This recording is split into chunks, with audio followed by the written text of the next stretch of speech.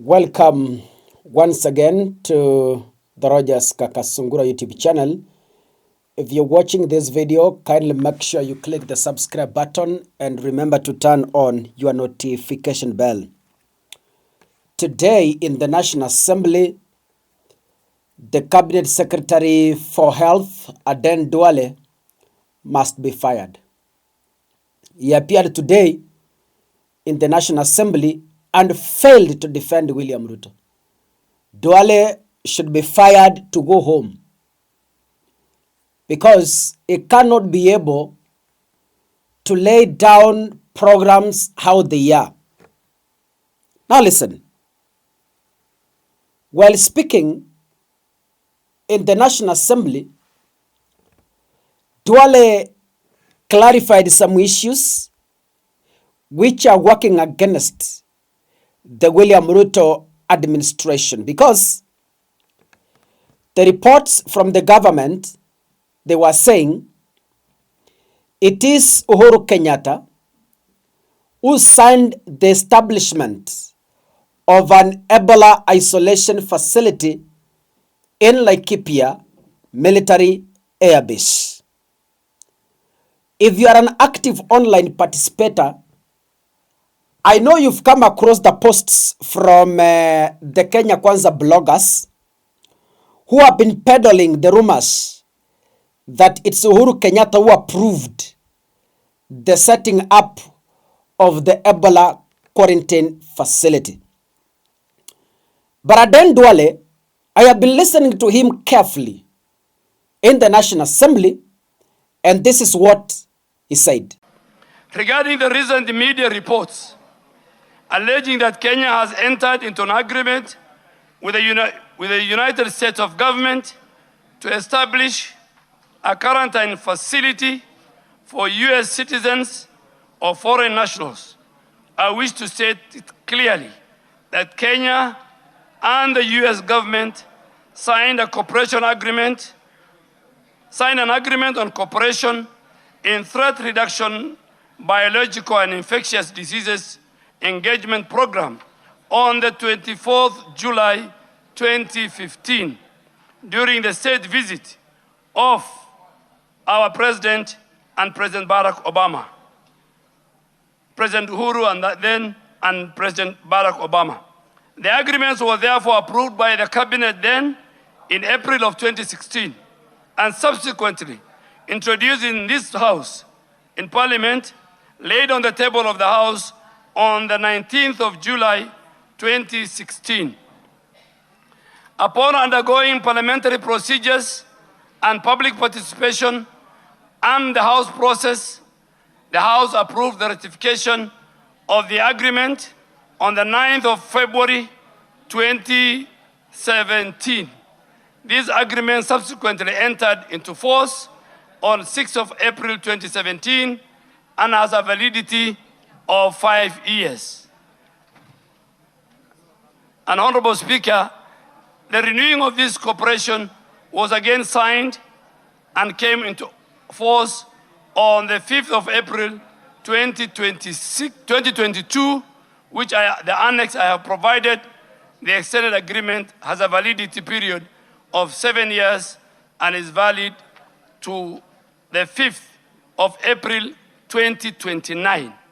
Further, on the 4th of December 2025, we again signed a cooperation agreement with the United States of government to strengthen Kenyan healthcare system on our different areas, including digital health, including HIV/AIDS, TB, and malaria.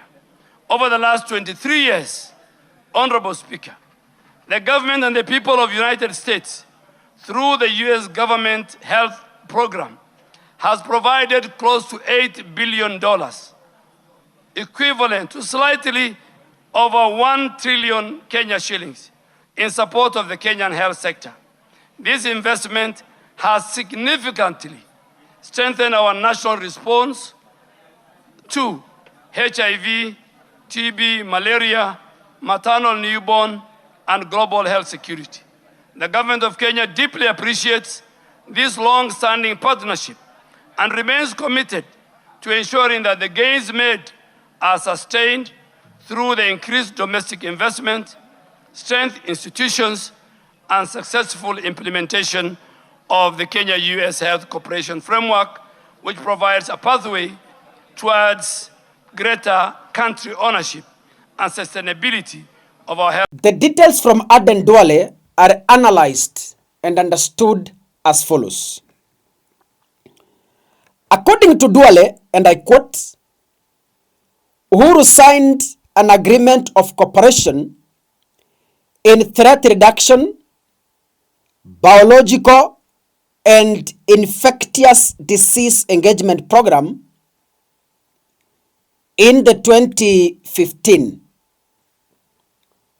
What Duale has not said, which bloggers have been peddling, is there is nowhere in the speech I have shared where Duale is saying that yes, indeed, Uhuru did sign the establishment of an Ebola quarantine facility that will be used to treat only the American patients. Amesoma hiyo statement mahali Uhuru alisign. But hakuna mahali hiyo statement inasema Uhuru alikubalia ujenzi wa kituo cha karantini cha kutibu wagonjwa wa Ebola kutoka Marekani. Hakuna mahali. And Duale has confirmed, according to his clarification, Duale has confirmed that Uhuru's document expired in 2022 after 7 years in force. So, the document Uhuru Kenyatta signed, the cooperation between Kenya and America, that Uhuru Kenyatta signed, expired in 2022 after 7 years of being in force.